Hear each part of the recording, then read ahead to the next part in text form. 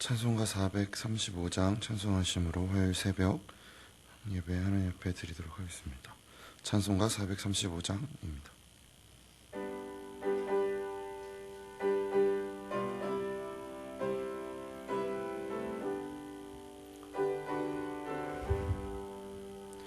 나의 영원하신 기여 생명보다 귀하다.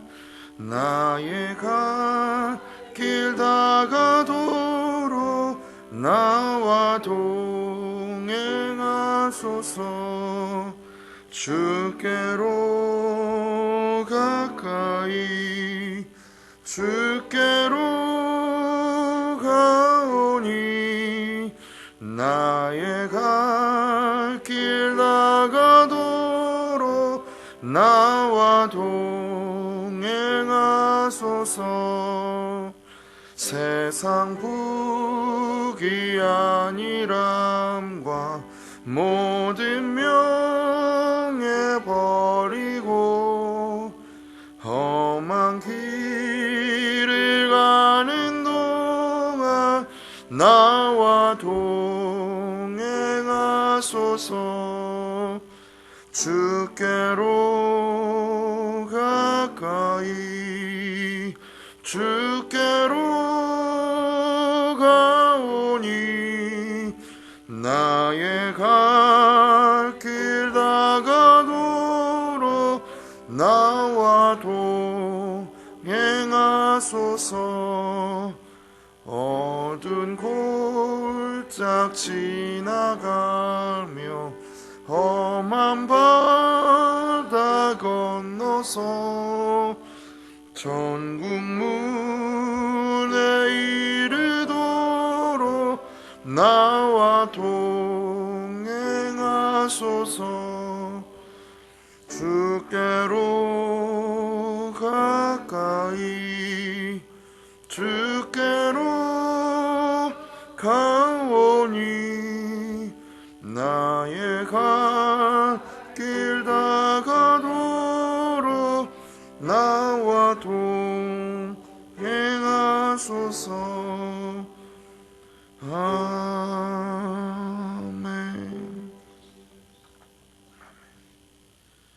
오늘 본문은 열왕기하 12장입니다.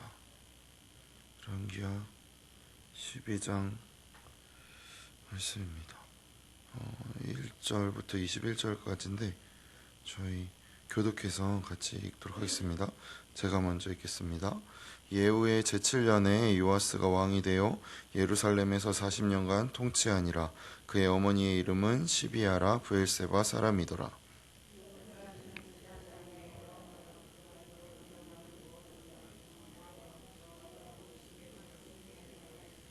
다만 산당들을 제거하지 아니하였으므로 백성이 여전히 산당에서 제사하며 분향하였더라.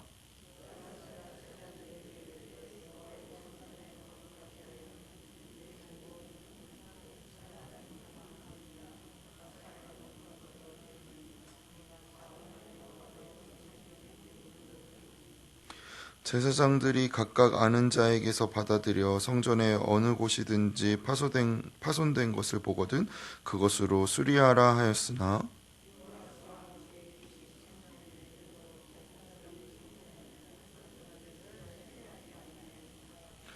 요아스 왕이 대제사장 여호야다와 제사장들을 불러 이르되 너희가 어찌하여 성전의 파손한 데를 수리하지 아니하였느냐. 이제부터는 너희가 아는 사람에게서 은을 받지 말고 그들이 성전의 파손한 데를 위하여 드리게 하라.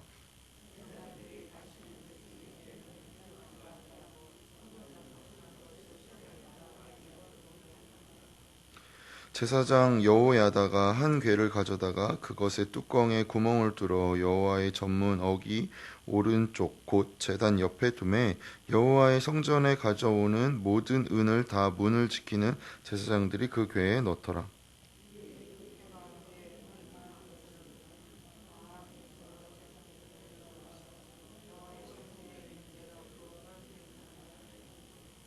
그 달아본 은을 일하는 자 곧 여호와의 성전을 맡은 자의 손에 넘기면 그들은 또 여호와의 성전을 수리하는 목수와 건축하는 자들에게 주고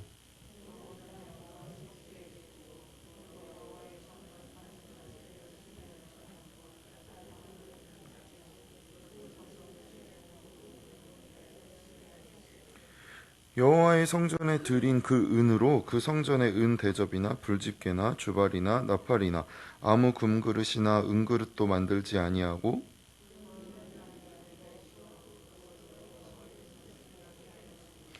또 그 은을 받아 일꾼에게 주는 사람들과 회개하지 아니하였으니 이는 그들이 성실히 일을 하였음이라.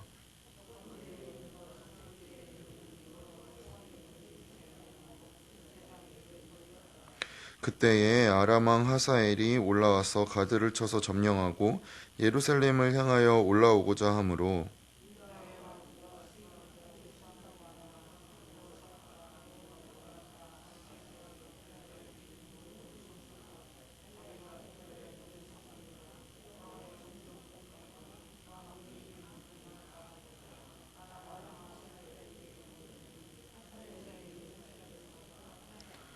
요아스의 남은 사적과 그가 행한 모든 일은 유다 왕 역대 지략에 기록되지 아니하였느냐.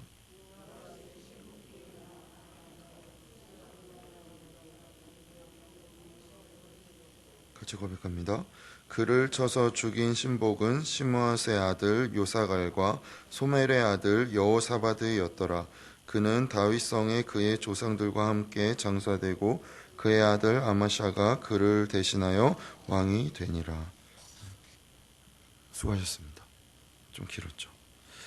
열왕기를 더 풍성하게 보기 위해서는 역대기와 함께 보는 것이 더 이해하기가 좋습니다. 그래서 오늘 요아스에 관한 이야기를 이제 역대하 22장에서부터 24장까지 이제 기록되어 있는데 말씀을 나누면서 역대하에 담겨진 이야기들과 함께 나누겠습니다. 열왕기를 읽을 때 열왕기를 처음 읽었던 독자, 그러니까 처음으로 열왕기를 읽은, 그러니까 열왕기를 쓸 때 이 사람들을 위해서 썬 그 독자가 바벨론 포로기의 이스라엘 백성들이었다는 사실을 우리가 말씀을 묵상하면 꼭 기억할 필요가 있습니다. 왜냐하면 당시 한 나라의 멸망은 그 나라의 신이 패배하였다라는 것을 의미하는 상황 속에서 이스라엘 백성들이 읽고 있었던 것이 남유다와 북이스라엘이 망한 이야기를 읽고 있었다는 점에서 우리가 여러 가지를 생각하게 되고 이를 통해 하나님 어떻게 일하시는지를 우리가 더 상세하게 볼 수 있다는 것이죠. 사실은 뭔가 포로기로 잡혀져 있고 내 상황이 실패로 가득 차 있고 희망이 보이지 않는다면 이렇게 하나님 믿으면 잘 된다. 이렇게 해서 하나님 믿어서 성공했다라는 이야기를 읽는 것이 마치 우리가 자기계발서 읽는 것처럼 그런 것이 오히려 더 합당한 것 같으나 희망찬 이야기를 읽은 것이 아니었다는 것이죠. 희망찬 이야기를 읽지 않고 다 남유다 왕들 실패하고 북이스라엘 왕들 실패한 이야기를 읽으며 그 안에서 하나님에 관한 소망을 붙잡았다는 것을 우리가 기억할 필요가 있습니다. 오늘 본문에서 보면은 이제 요아스에게 개혁의 분위기가 나타납니다. 일단 성전이 등장하고 뭔가 재건하는 건 항상 늘 개혁의 분위기니까요. 그래서 이 왕만큼은 그래도 기대할 수 있는 왕 같아 보이지만 결국 요아스도 실패한 왕임을 이제 저희가 17절 이후에 이제 나타나는 것을 통하여 보게 됩니다. 9장에서 보았듯 요아스의 아버지인 아하시아가 이제 북왕국 이스라엘의 장군이었던 예후의 반역 때 이제 여호람과 함께 죽임을 당하게 됩니다. 그때 이제 아하시아가 죽자 아달랴가 이제 예후가 바알신을 이제 섬기는 것을 보고 나도 저렇게 해야겠다 싶어서 아하시아의 아들들을 다 죽여버리죠. 그리고 나서 이제 바알 신당을 재건하고 그리고 바알을 섬기고 그리고 나서 모두가 이제 죽임을 당하는 가운데 이 요아스가 이 죽음에서 기적적으로 살아납니다. 이제 여기는 이제 역대하에 나오는데 고모가 그를 살려내요. 그래서 이제 고모와 고모부가 성전에서 그를 이제 7년 동안 키우게 되죠. 그리고 나서 고모부이자 제사장인 여호야다가 이제 아달랴를 제거하고 요아스를 왕위에 이제 복귀 시킵니다. 그리고 나서 7살의 왕위에 올라서 40년간을 이렇게 다스리다가 죽게 되는 이야기가 이제 오늘 본문인데, 오늘 본문에서 주목하게 보게 되는 게 있습니다. 바로 2절 말씀이죠. 여호야다가 교훈하는 날 동안에 여호와께서 보시기에 정직히 행하였다고 나옵니다. 그리고 실제로 여호야다가 죽자 요아스는 여기 우리가 지금 나타난 16절과 17절 사이에 사실 되게 큰 갭이 있는데, 이 이야기가 이제 역대하 24장에 나오는데, 여호야다가 죽자 이제 유다의 관리들이 와서 요아스에게 엎드려 절한다는 이야기가 나와요. 그러니까 어떠한 면에서 그럼 그 전에는 이 관리들이 요아스에게 절하지 않은 것인가? 라는 생각이 할 수 있지만, 이 말의 의미는 여호야다의 입김이 그렇게 셌다는 것이겠죠, 사실. 그러니까 지금 요아스와 여호야다의 나이 차이가 거의 한 80살 이상 나는 걸로 추측할 수가 있어요. 왜냐하면 여호야다가 죽은 나이가 한 130살 정도 죽었다라고 이제 나오고 있거든요. 그러니까 여호야다가 죽고 관리들의 힘을 얻고 그들이 조언하자 요아스도 아세라상을 세우고 아세라를 경배하기 시작합니다. 그리고 나서 이제 여호야다의 아들인 스가랴가 선지자가 되어서 당신은 어떻게 그럴 수 있습니까? 여호와의 말씀을 따르십시오라고 질책하자 성전 뜰 앞에서, 사람들이 보는 앞에서 공개적으로 이 스가랴를, 여호야다의 아들을 돌로 쳐 죽입니다. 우리는 이것을 통해서 이후에 이제 요아스가 하사엘, 그러니까 아람 왕 하사엘과의 전쟁에서 부상 입고, 그리고 이 스가랴를 죽인 일로 또 신하들이 반란을 일으켜서 결국 죽임을 당하게 된다는 것이 이제 오늘 본문에 있는 것에 숨겨진 이야기들인데, 요아스가 하나님의 일을 행하는 것, 성전을 재건하는 것이 어떠한 면에서 그가 진짜로 하나님 사랑해서 있을 수도 있겠지만, 하나님을 사랑하는 그 마음을 붙들어준 것이 여호야다라는 존재였음을 보게 됩니다. 그런데 그 존재가 그리 참 너무 의지하고, 내가 이것을 따라서 마치 엘리야의 뒤를 따르는 엘리사와 같은 마음은 아니었다는 것을 발견하게 되죠.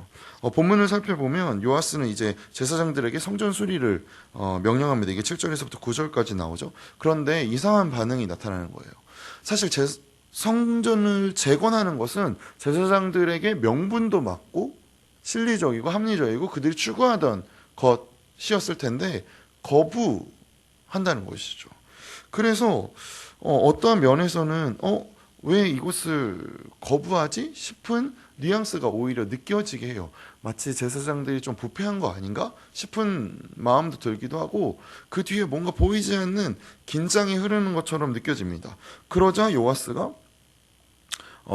너네 안 만들 거야? 그러면 모금함을 만들어서 누구나 볼 수 있게 하고 성전 재건하는 방법을 투명하게 하는 것을 보게 되죠. 그리고 이게 15절에서부터 19절까지 나옵니다. 그래서 이것을 하는 성전 건축 기술자들이 오히려 너무 성실해서 감사를 받을 필요가 없었다고 열왕기 기자가 적고 있습니다. 그러면 성전을 재건하는 것을 거부한 제사장들과 성전을 그래도 그러면은 제사장들을 설득하거나 무언가를 다른 방법을 하는 게 아니라 오히려 성전 건축을 다른 사람들에게 맡김으로써, 건축한 사람들에게 바로 이렇게 행하게 함으로써 이 제사장들과 요아스 사이에 보이지 않는 긴장감이 있음을 보게 되는데, 그러면 이 제사장들이 요아스의 말을 거부할 수 있는 힘이 과연 무엇이었을까? 왜냐하면 명분이 타당한데 말이죠. 아마도 추측건데 이 뒤에 여호야다가 있지 않았을까? 왜냐하면 성전세가 단순히 성전을 보수하고 건축하는 데만 들어가는 것이 아니라 지금 저희처럼 저희 이제 월급 받는 거에 또 함께 쓰였을 텐데, 당시에 이 제사장들의 삶이 그렇게 막 넉넉하거나 그렇지 않았대요. 굉장히 핍절했대요. 그러니까 이 돈을 사용하는 것에 있어서 어떤 실리적인 것에 대한 생각이 여호야다가 있었겠죠. 그리고 제사장들도 여기 안에서 좀 고민하고 그를 여호야다를 따르는 것이 있었을 것입니다. 그러니 어떠한 면에서 이 성전세를 가지고 주장하는 것은 요아스가 제사장들과 이 여호야다가 결탁되어 있는 이 공고한 이 관계의 끈을 좀 흔드는 역할이 될 수도 있던 거죠. 그러니까 어떤 정치적인 선택일 수도 있었다는 것이죠. 그런데 생각해 보면 이건 이제 역대하에 나오는데 여호야다가 요아스가 왕위에 등극할 때 그에게 무엇을 주냐면 율법책을 줍니다. 이거는 열왕기에 기록된 모든 왕들 중에 유일한 왕이었어요. 그러니까 율법책을 주면서 이 말씀대로 우리와 백성들과 왕인 요아스가 여호와의 백성들이 되기로 약속을 세웠다라고 역대하 23장에 기록하고 있는 것이죠. 그러니까 말씀 앞에 신실한 왕이 되어 주세요라고 여호야다가 요구한 거고 요청한 거고 백성들이 기대한 왕이었습니다. 그러나 이제 점점 요아스가 왕이 되자 사실 요아스의 마음 가운데 그런 마음이 들었겠죠. 누가 왕인가? 여호야다가 왕인가? 내가 왕인가? 사실 어떤 면에서 아버지가 죽임당하고 형제들과 가족들이 다 죽임당한 상황 가운데 유일한 피부체인 여호야다가 아버지 같기도 했을 거고, 그러나 그 그늘 아래에서 내가 보호는 받았지만 그 그늘이 진짜 그늘이 되니까 뭔가 내 힘을 좀 갖고 싶은 그 마음의 긴장감이 이 말씀 안에 있었다는 것을 좀 우리가 보게 됩니다. 우리 신앙생활도 어쩌면 요아스와 비슷한 것이 있는 것 같아요. 그러니까 어떤 부분에서는 요아스처럼 개혁적이고 뭔가 하나님의 뜻, 왜냐하면 분명히 2절에서 여호와 보시기에 정직히 행하였으니까요. 그런 정치적인 긴장감이 있을지라도 하나님이 보시기에는 여호야다와 함께 있을 때는 이는 그 말씀을 따라갔다라고 평가하고 있으니까요. 그러니 우리의 신앙생활 또한 하나님이 보시기에 이렇게 정직히 행하고 누군가의 도움으로 혹은 우리의 어떠한 열심으로 그렇게 될 때가 있습니다. 그런데 또 반대로 요아스가 가지는 그 마음, 이후에 요아스가 행한 것들처럼 우리의 욕망이나 우리의 어떠한 그렇지, 이렇게 하면 아세라상을 세우면 바알상을 세우면 우리나라가 더 강해질 거야. 내 삶이 이렇게 경제적인 논리로 세상 사람들과 같이 살면 그래도 이 정도는 이렇게 해야지 하는 것들의 사이에서 그 긴장과 어떠한 우리의 선택 사이에서 우리 또한 일희일비 하는 마음들이 우리 신앙생활에 있다라는 것이죠. 그러나 잘한 것보다 못한 것이 많은 것 같이 느껴지고 그래서 자책할 수밖에 없는 우리의 삶을 보게 된다는 것입니다. 그러나 이 요아스의 이야기가 단순히 실패로 끝난 이 이야기가 이러한 우리의 삶의 희망이 될 수 있음을 볼 수가 있습니다. 이것을 왜 그러냐면 서두에서 이야기 나눴던 것처럼 이 말씀을 본 독자들이 누구였죠? 바벨론 포로기의 독자들이었습니다.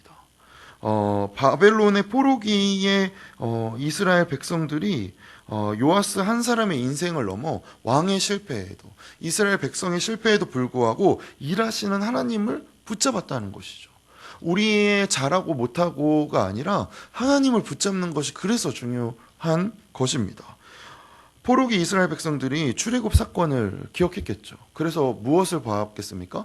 출애굽 사건을 통해 바로의 손에서 건지신 이스라엘 백성을 바로의 손에서 건지신 하나님이 왜 바벨론을 깨고 우리를 구원하지 못하시겠는가?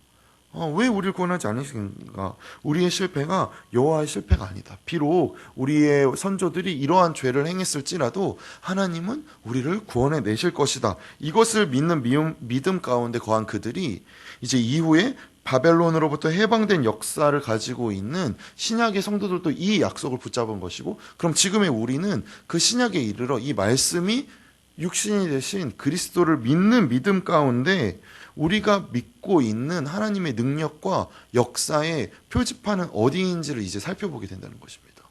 한 개인의 일희일비함, 우리의 신앙의 크고 작음으로 바라보는 것이 아니라 하나님은 도대체 어떠한 분이신가에 대해 우리의 관심이 가야 한다는 것이죠. 우리가 우리의 잘못으로 어떤 슬픔이나 비극적인 결과를 당했다고 할지라도 그럼에도 불구하고 우리가 당하는 절망들은 우리를 절망시키기 위해 허락된 것이 아니라 하나님께서 얼마나 위대한 분이신가를 바라보게 하기 위한 과정 가운데 불과하다는 사실을 붙잡는 것, 이것을 우리가 무엇이라고 합니까? 이것을 믿음이라고 하죠. 요아스가 실패하고 요아스가 뭔가 잘했다가 무너지고, 그래서 사실은 우리도 그렇잖아요. 어떠한 목회자가, 굉장히 훌륭한 목회자가, 명망 있는 목회자가, 와, 참 저런 분 참 대단하다. 그런데 막 뉴스에 나오고 뭐 돈을 전행하고 어떤 성적인 범죄를 저지르고 하는 거 볼 때 우리가 무너지는 것 같으나, 그럼에도 불구하고 일하시는 하나님을 바라보는 것, 그것이 우리가 믿는 믿음인 것입니다. 여호야다가 없으니 요아스가 무너지는 것이 아니라, 여호야다가 없어져도 일하시는 하나님을 붙잡는 것이죠. 그러니 우리의 신앙생활 속에서 우리가 스스로를 점검해 볼 때 만족치 못하는 것을 주로 우리가 기준으로 삼습니다. 그러니 어떠한 면에서 사실 저도 그런 것 같아요. 뭔가 어떤 일이 안 되거나 제 삶에 실패를 겪을 때 저희 그동안 하나님 앞에 불성실한 목록들 한 12,500가지가 생각이 납니다. 아, 그래, 나 이렇게 벌을 받아도 싸지 라는 마음이 들 때가 있어요. 그러니 이 마음을 살펴볼 때, 그러면 이 마음의 근거가 무엇인지를 좀 보게 되는 것이죠. 그리고 이 마음의 근거가 요아스의 인생을 단순히 부정적으로 볼 것인가? 라는 질문과 연결을 지을 수 있는데, 이렇게 해석할 수 있는 근거를 우리가 지난달에 큐티하였던 로마서 8장에서 보게 됩니다. 요아스의 인생을 부정적으로만 볼 수 없다는 성경의 선언이죠. 로마서 8장 35절부터 39절인데 이거 굉장히 익숙한 말씀이실 텐데 제가 읽겠습니다. 누가 우리를 그리스도의 사랑에서 끊으리요? 환난이나 공고나 박해나 기근이나 적신이나 위험이나 칼이랴. 기록된 바 우리가 종일 주를 위하여 죽임을 당하게 되며 도살당할 양같이 여김을 받았나이다 함과 같으니라. 그러나 이 모든 일에 우리를 사랑하시는 이로 말미암아 우리가 넉넉히 이기느니라. 내가 확신하노니 사망이나 생명이나 천사들이나 권세자들이나 현재일이나 장래일이나 능력이나 높음이나 깊음이나 다른 어떤 피조물이라도 우리를 우리 주 그리스도 예수 안에 있는 하나님의 사랑에서 끊을 수 없느니라. 아멘이십니까? 이게 너무 유명한 말씀이죠. 이 선언 속에서 바울이 구약의 말씀을 인용합니다. 그게 바로 36절이었는데 우리가 종일 주를 위하여 죽임을 당하게 되며 도살당할 양같이 여김을 받았나이다 함과 같으니라. 그런데 이 말씀이 마치 우리는 어떤 헌신적이고 신앙을 지키는 순교자적인 고난을 의미하는 것처럼 좀 이해를 하는데, 이후에 37절에서 이걸 어떻게 봤냐면 그러나 라고 봤습니다. 좀 이상하지 않으세요? 그러나는 뭐죠? 앞의 이야기와 뒤의 이야기가 반대 입장이라는 거죠. 그러니까 우리가 종일 주를 위하여 죽임을 당하게 되고 도살당할 양같이 여김을 받았나이다 함과 같은데, 그러나 그게 아니라 이 모든 일 우리를 사랑하시는 이로 말미암아 우리가 넉넉히 이기느니라 라고 바울이 이야기하고 있다는 것이죠. 이것이 무슨 이야기냐면, 로마서 8장에서 사도 바울 선생님은 우리의 못난 것과 세상의 반대함이 아무리 클지라도 하나님의 사랑에서 끊을 수 있는 것은 없다라고 이야기하며 인용한 오늘 이 로마서 8장에 나타나는 37절이 바로 시편 44편의 말씀을 인용한 것인데, 이 시편 44편은 무슨 이야기를 이야기하고 있냐면 바로 이 열왕기하의 역사를 이야기하고 있습니다. 그러니까 포로된 시대의 이야기들을 이야기하고 있어요. 그래서 남유다 사람들이나 북이스라엘 사람들이 겪은 역사적인 어려움 속에서, 그래서 포로기까지 확장해서 이들의 절망과 슬픔 속에서 하나님은 옛날에도 우리 조상들을 구원하실 때 우리 조상들이 능력이 있어서 애굽에서 나온 것이 아니고, 우리 조상들이 능력이 있어서 북이스라엘과 남유다가 잘된 것이 아니라 오직 하나님께서 은혜를 베푸셔서 우리를 구원하셨다는 것을 시편 44편에서 이야기하고 있습니다. 그러니 우리에게 주었던 땅과 영광의 승리들이, 복들이 오직 하나님의 기뻐하심 때문이라고 우리가 들었고 우리가 알고 있다는 것이죠. 왜냐하면 출애굽해서 얻은 가나안 땅이 우리가 전쟁을 해서 얻은 땅이 아니라 하나님께서 주신 땅이다. 우리가 무엇을 해서, 우리가 무엇을 더 하나님 앞에 의로워서 얻은 땅이 아니다라고 이야기하고 있는 것이죠. 그러니 하나님이 아니신 분으로 바뀌지 않는 한, 하나님이 유일하신 한, 하나님이 기뻐하시고 작정한 것이 이렇게 실패되고 포기할 리가 없지 않은가라고 이야기하고 있는 거죠. 그러니 도살당한 양같이 우리가 일이 일비하지 않아도 괜찮다. 우리의 어땀 때문이 아니다. 그럼에도 불구하고 하나님의 사랑 안에서 우리는 넉넉히 이길 수 있다고 바울이 이야기하고 있는 것이죠. 그러니 생각해 보게 됩니다. 당연히 하나님 앞에서 올바르고 신자다운 것, 좋은 것입니다. 우리가 당연히 그렇게 생활해야 되죠. 하나님의 자녀답게 정직하게 생활해야 하고 하나님 앞에서 우리가 신자다운 것이 무엇인지 살아내야 합니다. 그러나 신자다워야 한다는 것이 기독교 신앙을 성립시키는 조건이 아니라는 것을 꼭 기억하셔야 합니다. 기독교 신앙을 성립시키는 것은 무엇입니까? 오로지 하나님 되심입니다. 요아스의 실패가, 요아스의 성공이 사실 그렇지 않았겠어요? 아달랴가 죽고 요아스가 왕이 되고 율법책이 그에게 갔고 엄청난 카리스마로 하나님을 따르는 여호야다가 요아스를 왕을 세울 때 이스라엘 백성들 가운데 기대가 있지 않았겠습니까? 우리가 다시 말씀으로 돌아가겠구나. 물론 다 그렇게 생각하지 않았겠죠. 그러나 하나님을 따르던 이들에게는 우리가 이제 좀 하나님 열심히 믿어보겠구나. 그런데 요아스도 별반 다르지 않고 여호야다 죽고 또다시 돌아가는 것을 볼 때 얼마나 그들이 낙심했겠습니까? 그러나 넉넉히 이긴다 라고 말씀을 우리 가운데 이야기하고 있는 것입니다. 왜 그렇죠? 하나님이 하나님 되심을 포기하지 않으시니까요. 우리 상황 가운데 절망이 찾아오고 실패가 찾아오고 우리가 의지하던 어떠한 신실한 목사님이 혹은 우리가 의지하던 누군가가 내가 믿던 어떤 사람이 배반을 하거나 배신을 하거나 참 합당하지 않은 일을 할 때 우리는 무너집니다. 그러나 그때 하나님이십니다. 그러나 그때 우리의 믿음 안에서 그 믿음을 지키시는 이는 우리의 어떠한 능력이나 공로나 내가 무엇을 한 결과들이 아니라 하나님이십니다. 그때에도 하나님은 하나님이십니다. 이것을 믿는 것이 신앙인 것이죠. 우리는 때때로 우리의 자책하는 이 근거를 내가 이렇게 잘해서 하나님이 나에게 잘해주시는 것으로 연결지어요. 그러나 이것은 종교입니다. 샤머니즘이죠. 내가 치성을 많이 드리면, 내가 얼마나 많은 시간을 쌓으면, 내가 선한 일을 많이 하면, 그러나 이스라엘 백성들이 끊임없이 이야기하고 성경이 끊임없이 이야기하는 것이 무엇입니까? 우리가 무엇을 해서가 아니라 그 은혜로 우리가 구원받았다. 이거 믿는 겁니다. 사실 그렇잖아요. 내가 어떤 잘못을 했을 때 그래서 그런 경험 있으시잖아요. 엄청나게 큰 잘못했을 때 저도 그런 적 있었는데 제가 부모님 지갑에서 몰래 5천 원을 8살 때 훔쳐가지고 오락실에 가가지고 모르는 사람들에게 다 나눠주면서 그 오락실에 있던 모든 사람들이 공짜로 오락할 수 있는 은혜를 베풀었어요. 집으로 돌아갔는데 그때가 이제 수요 예배 갔다 오시는 날이었는데 집으로 돌아와서 저는 정의와 공의의 심판을 받았죠. 무섭게 혼났어요. 5천 원을 훔쳐서 이거 커가지고 도둑놈 될 거라고. 그런데 그럴 때조차 제가 막 울고 있어서 이렇게 낙심하니까 그때 이제 어머니가 저에게 치킨을 시켜주셨어요. 불쌍해서. 그러면 사실 이 사랑에 어떻게 반응하게 됩니까? 다음부터 내가 더 잘해야겠다. 물론 그러고 나서 또 도둑질하고 뭐 거짓말하고 막 하긴 했죠. 그런데 그 사랑을 경험하면 경험할수록 내 마음대로 살아야지? 이렇게 됩니까? 아니요. 그때 어머니의 사랑이 이런 거였구나. 하나님 이와 같으셔서 그냥 우리 사랑하시는 겁니다.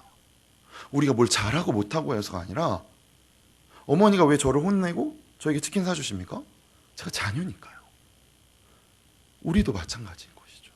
우리가 자녀라는 사실이 우리의 어떠함보다 선행합니다. 그가 먼저 우리를 자녀로 삼으셨고 그가 먼저 우리의 슬픔 가운데 거하셨고 그가 먼저 우리를 위해 죽으셨고 그가 먼저 우리를 위해 부활하셨습니다. 그래서 사도 바울 선생님이 그래서 어떠한 것에 우리 그리스도의 사랑에서 끊어질 수 없다고 이야기하고 있는 것이죠.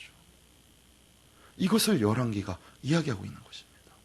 이 왕들이 실패하고 이렇게 처참한 현실들이 우리의 역사 속에 있지만 이때에도 하나님은 하나님이시기를 포기하지 않으신다고 이야기하고 있는 것이죠.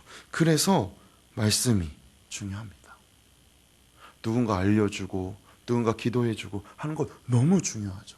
그러나 우리가 이 말씀을 붙들고 이 말씀 안에서 하나님을 찾지 않으면 상황에 의해 끌려가게 됩니다.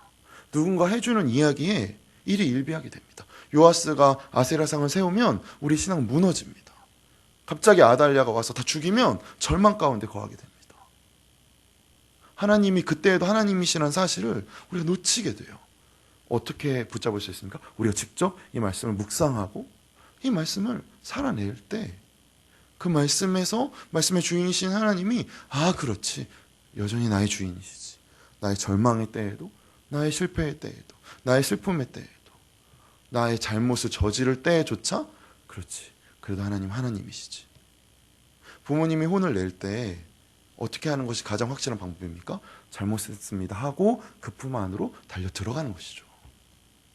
혼을 낼 때 도망치는 것은 남의 자식입니다. 자녀는 그 품 안으로 들어가는 것이죠. 그러니 이 말씀으로 하나님과의 관계를 두텁게 하셔야 합니다. 어떠한 상황에 있을지라도 하나님은 하나님 되시기를 포기하지 않으시니까요. 그러니 오늘도 이 말씀 속에서 우리의 삶에서 하나님 되심을 기억하시며 당당하게 살아내시는 우리 예수님의 향남 가족들 되시기를 소망합니다. 기도하겠습니다.